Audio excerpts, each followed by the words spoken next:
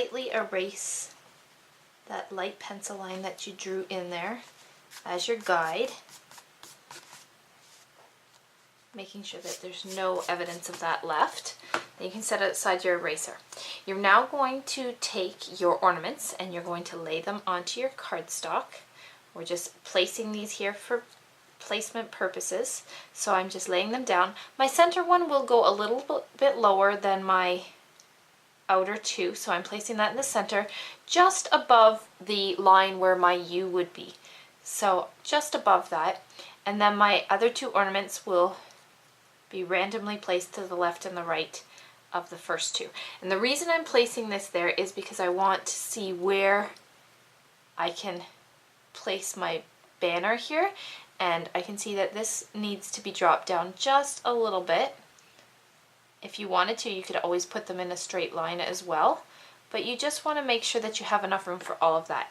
Once you have figured that part out and you have the placement for it, you're going to need 3 pieces of silver cording, and you can find this at most of your local craft supply stores. Each of my 3 pieces are 3 inches long, and you're going to take some Tombow multi-purpose liquid adhesive. You're going to place that on the back of your matted ornament. You're going to place your silver cord behind the ornament and holding that in place just for a moment, letting the liquid adhesive adhere. You're going to repeat that for all 3 ornaments.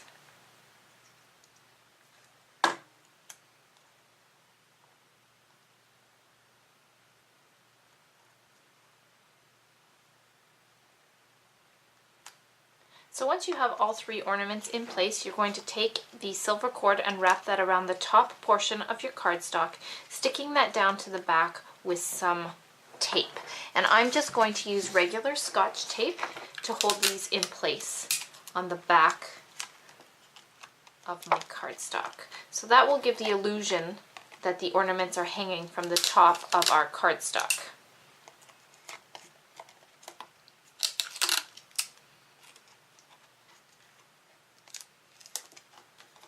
So now that we have our ornaments in place, you can set aside your tape, and we're now going to take our scalloped banner that we created here, and we're going to stick this down using some Stampin' Dimensionals. So I'm going to apply a few Stampin' Dimensionals along the back of the scalloped cardstock, peel off the backing, and I'm going to stick this directly over top of my silver cord ornament hangers here. And I'm just leaving about 1/8 of an inch exposed at the top, so you will actually see the silver cord along the top. Now that we have this in place, you're now going to need a piece of wild wasabi cardstock that measures 4 inches by 5 1/4 inches, and I'm going to center and stick my image to my wild wasabi piece of cardstock, leaving equal borders on all 4 sides. So once you have this in place, then you're going to take and center and stick this to your card base with some Stampin' Dimensionals, leaving equal borders on all 4 sides. So I'm just placing some Stampin' Dimensionals on the back of my cardstock here.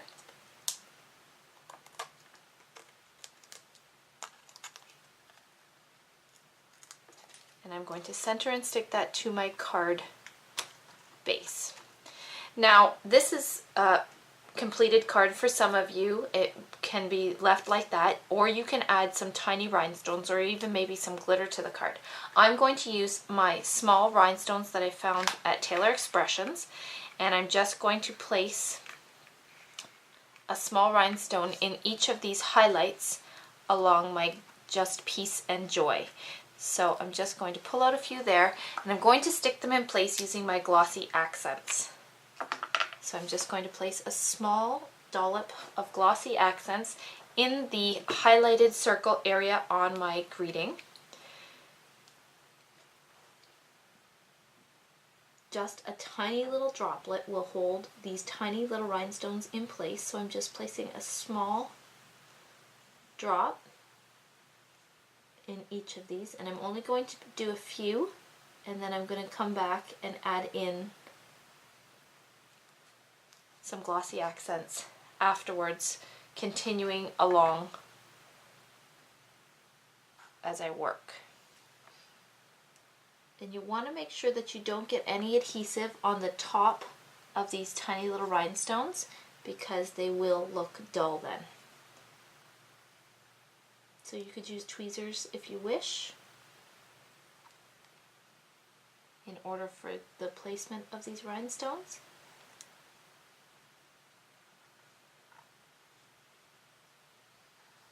But I'm just going to continue on putting these into place.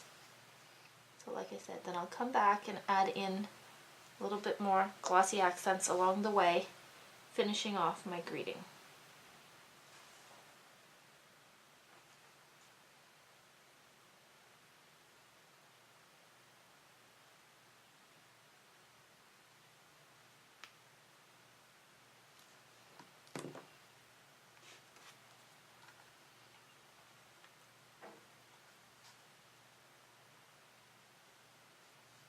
And my final step will be to take my craft scissors and just trim off the tails of my ribbon